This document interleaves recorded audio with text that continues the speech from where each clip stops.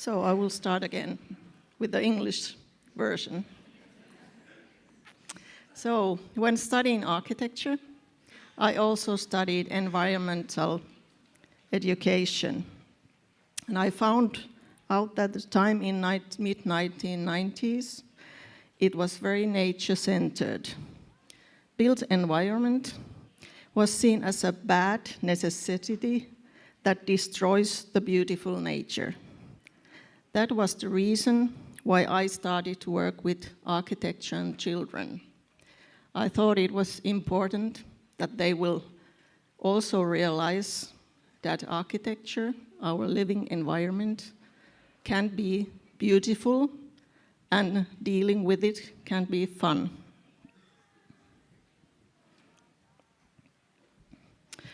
Well, Finland has a lot of nature. Actually, 81% of Finland is covered by either forests or lakes. This makes nature our biggest public environment, which we can all enjoy through every man's rights. And through the ages, nature has been used as a learning environment for environmental education as well as biology, geography, and, for example, physical education. And it has also served as a source of inspiration for art education.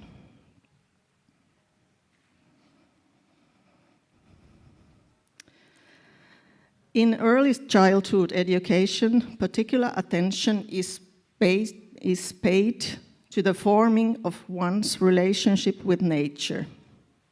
In many daycare centers, children spend more and more time in forests, walking, playing, picnicking, as well as exploring nature's phenomena and enjoying its various spaces. I wonder, what would an early childhood education program based on the architecture of the forest be like?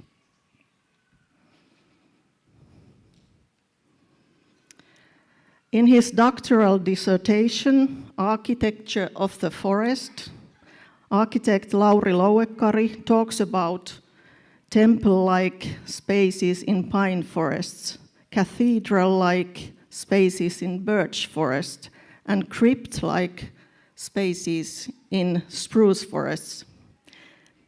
In addition to such imposing spaces, according to him, forests also have just ordinary rooms. And children are able to find spaces that are suitable to their size, as well as holes and nests made by various forest animals.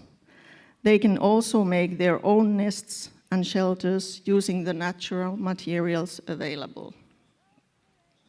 And I think designing and building huts, dwellings of one's own, is the best way to discuss different aspects of architecture with children and young people.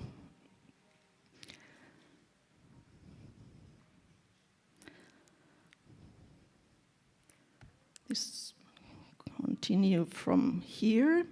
As you can see, we have some urban environment. This is our capital, Helsinki, where, of course, water and woods play a great big role as well. And the urban area in Finland is growing all the time, so we need absolutely more understanding of it.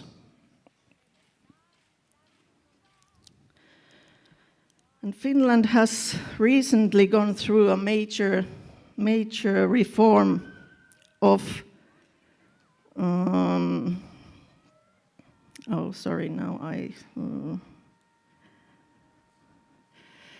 Finland has recently completed a major reform of the national core curriculums of different levels and forms of education. The one that reaches everyone is the National Core Curriculum for Basic Education. It introduces 7 transversal competence areas that are to be rehearsed in all subjects and multidisciplinary learning modules that combine the subjects. Here, the child is placed into the middle, so learning is about development as a human being and as a citizen. And then the competence number 1 is taking care of oneself and managing daily life. This could be, for example, about learning about the safe way to school, how to deal with traffic.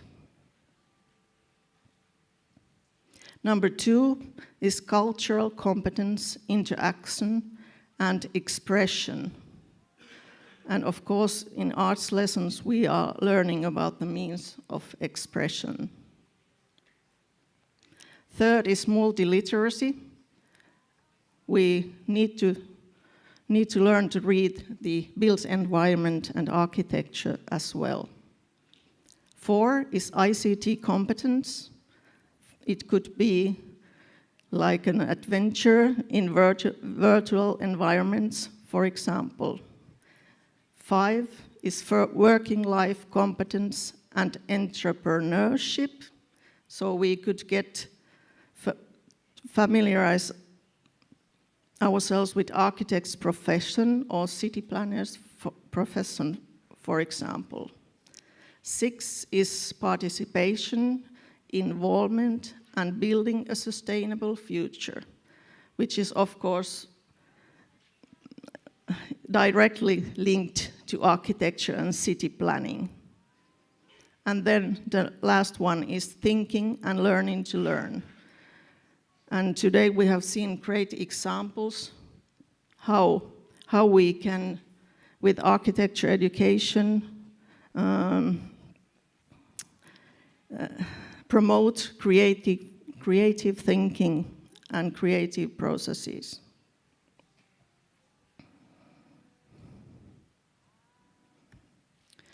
And the new curricula also brings us to different kind of learning environments. It's not just school anymore, but also home, public transport system, walking and cycling ways, architecture museums, other cultural organizations, natural environments, built environment, virtual environments, city planning offices, architects' offices, other working places, participatory workshops, nature centers, and any kind of environments.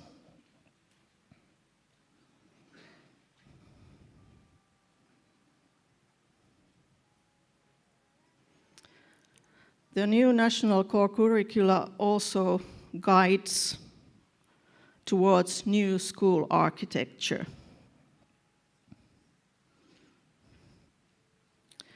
And now I will just read these chapters here because otherwise it will take too long for me to explain. This is a new school called Nemo in Helsinki. The central lobby, serving as a cafeteria and assembly hall on the ground floor, is connected to the workshop spaces used for artistic and practical subjects. These spaces will open up to the surrounding environment, making the school's creative activities visible to the local residents. In the evenings, they turn the school into a community center. That's because the people from the surrounding community can use all these public spaces inside the school. Instead of actual classrooms, the second and third floor will feature home cells that can be either divided into smaller units or combined to form a space covering the entire floor. Flexible spatial solutions will not only enable individual learning, group work, and large gatherings, but also the mixing of age groups and crossing of subject borders. The home cell balconies can be used for small-scale urban farming or enjoying some fresh air while studying.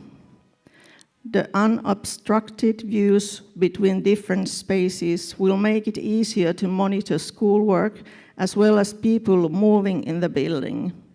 They will also encourage people to move between the spaces and provide opportunities for interaction and encounters. The building with interesting architecture and spaces together with the yard will also ideally serve as an inspiring teaching aid and as a phenomena to explore. In the future, as an architectural educator, I would like to give this kind of a school, like Nemo and other new school buildings, a voice through which they could tell about themselves to the users, the children especially. How to do that, I don't know yet.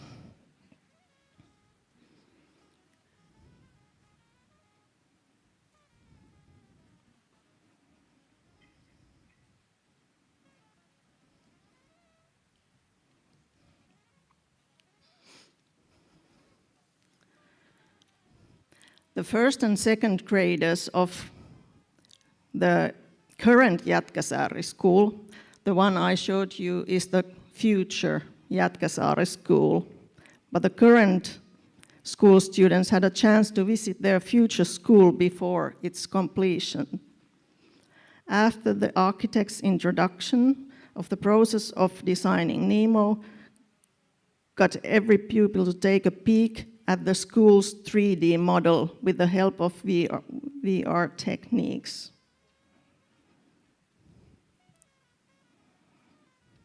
Virtual environments that are seen as essential part of learning environments will open up new dimensions for teaching, as they will allow students to explore and experience environments and cultures of the past as well as possible future environments.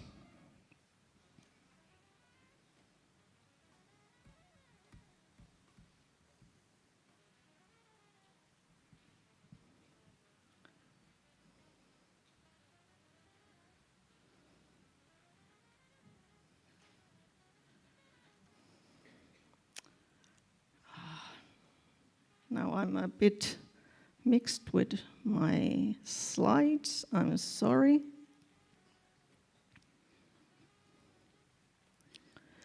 Well, so we have to get the children and the teachers out of the school.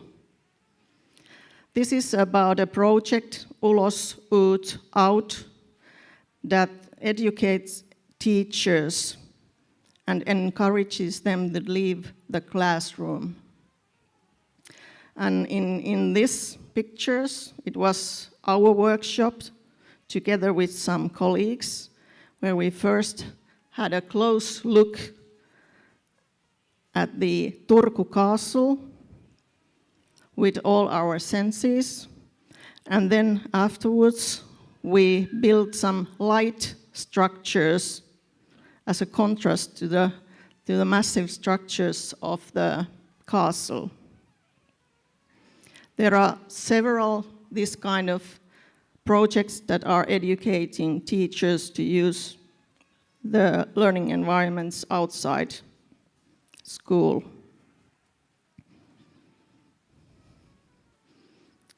And now once more back here.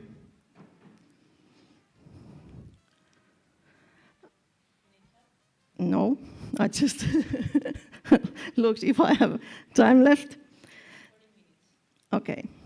In addition, the organizations dealing with architecture, many other organizations are now interested in highlighting architectural aspects as part of their activities. One of them is Haltia Nature Center, with its animal architecture tours for 4th grade students. The tour begins with a game-based discussion about what architecture actually is. The discussion brings up various aspects related to architecture, not only materials, shapes and structures, but also building types, housing philosophies, and principles of sustainable development. Next, the group gets to examine different animal homes through pictures, as well as real nests included in the Haltia collection. The tour continues to the main exhibition, which tells about Finnish nature and the living environments of both animals and people. And then there is a chance to try to build nests. And finally, the children get to explore the life-size nests built at the back of the room. And when leaving the center, the students take a look at the exterior of the building. The center's architecture plays a remarkable role in the whole tour. It is observed and compared to animal architecture throughout the tour. And once back to school, the students can return to the nature center through videos where the architect, the designer of the center, tells about the principles behind the center's design and the mythical stories that provided inspiration for him. And I had a feeling when I was in this tour with some children that during the tour, natural and built environments were intertwined, forming an interactive system.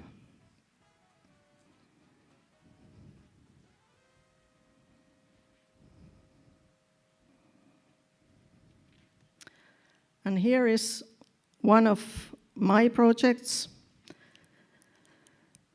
Children in the City, and in that urban space agents or space agents, since some of these were done inside spaces.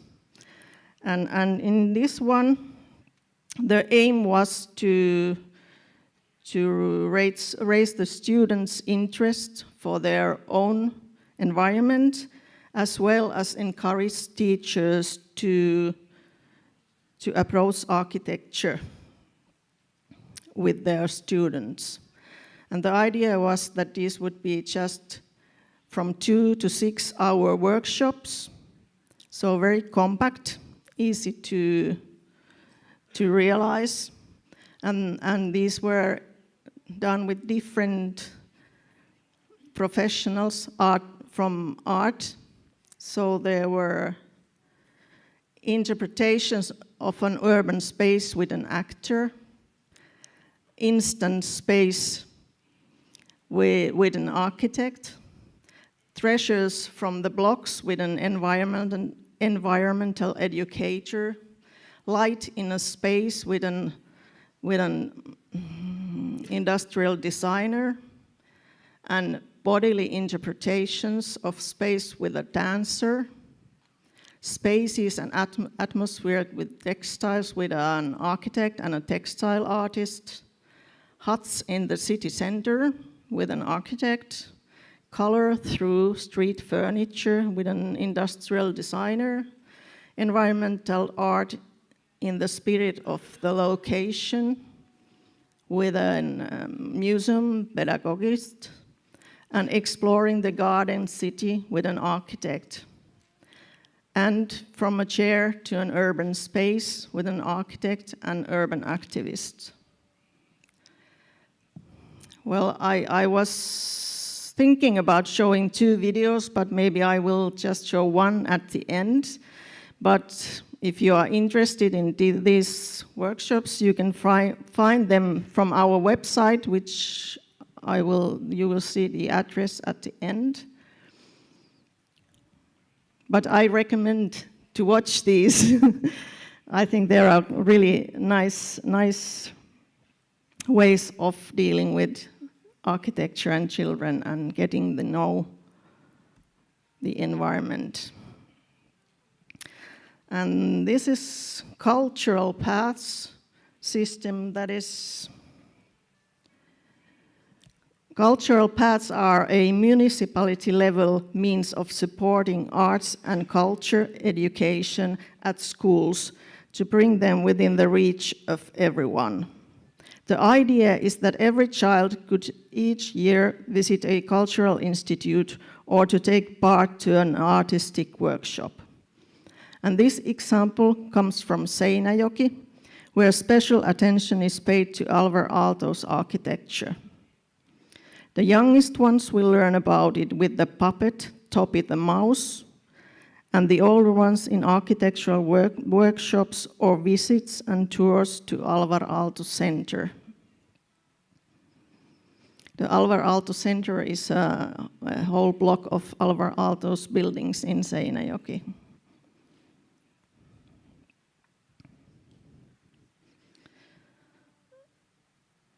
And this one deals with city planning as a theme of multidisciplinary learning modules. And the Dream Blocks project introduced urban planning as a multidisciplinary theme for a school class and their teachers. So the teachers were there all the time and also learned.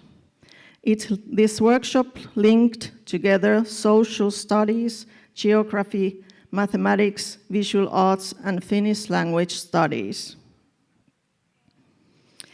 Imitating a design process with its 5 phases: introduction, research, analysis and planning, implementation, and presentation, the 30-hour project allowed the 9th graders to explore the development history of their local environment, analyze the current situation, and make plans for the future using different kind of learning environments and meeting both professional planners and the inhabitants of the area.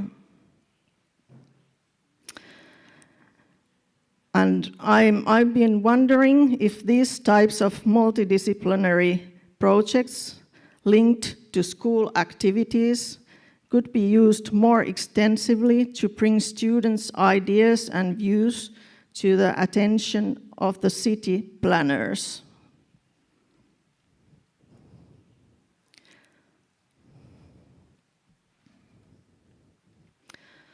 And this one is a new project just beginning.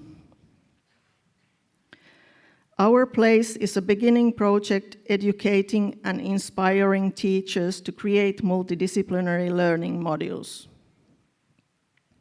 During the project, the teachers will learn about mechanics and robotics, trash design and sustainability, and architecture, and create an own multidisciplinary learning module and also realize it with their students. The experts of the 3 fields will guide the teachers during the process. The idea is to participate the school children and to make a change to the school environment, to solve, for example, spatial problems, and to make the school a better place to be.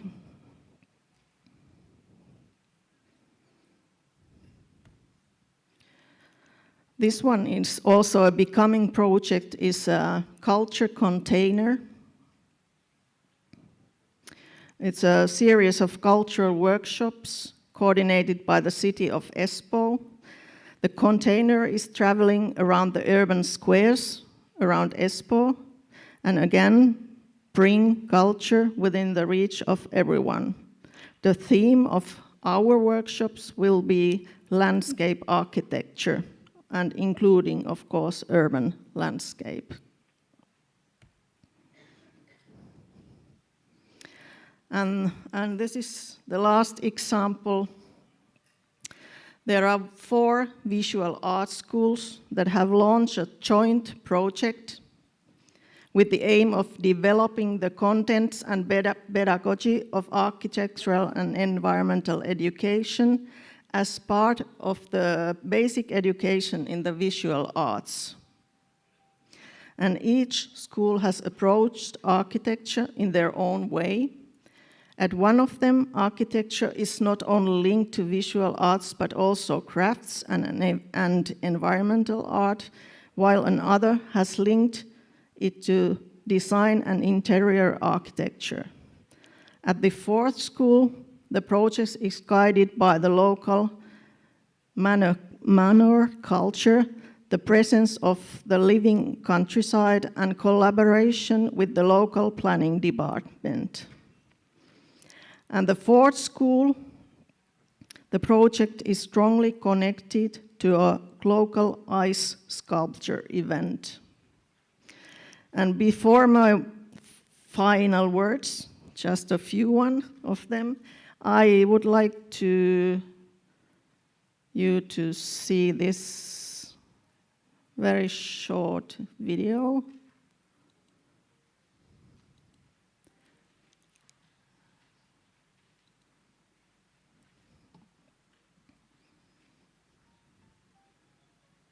No sounds.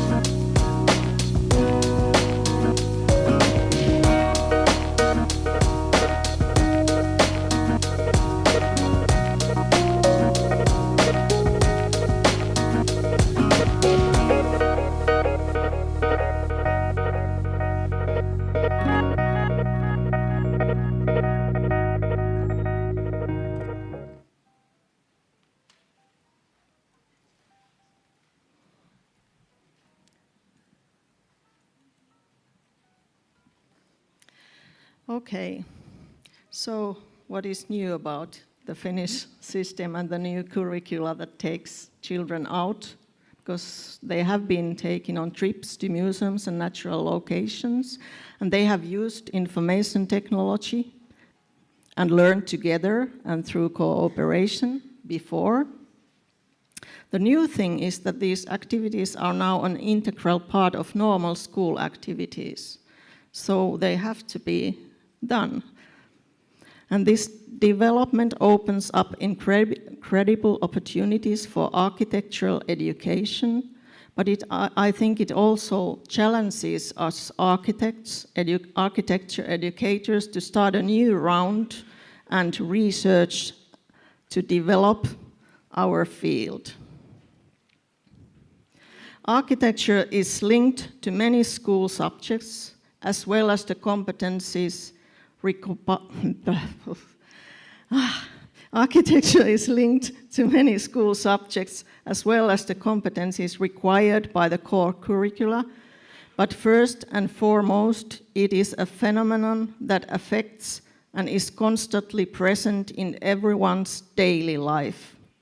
It has an essential role when we talk about sustainability, on which we must now pay special attention, I think. That's it.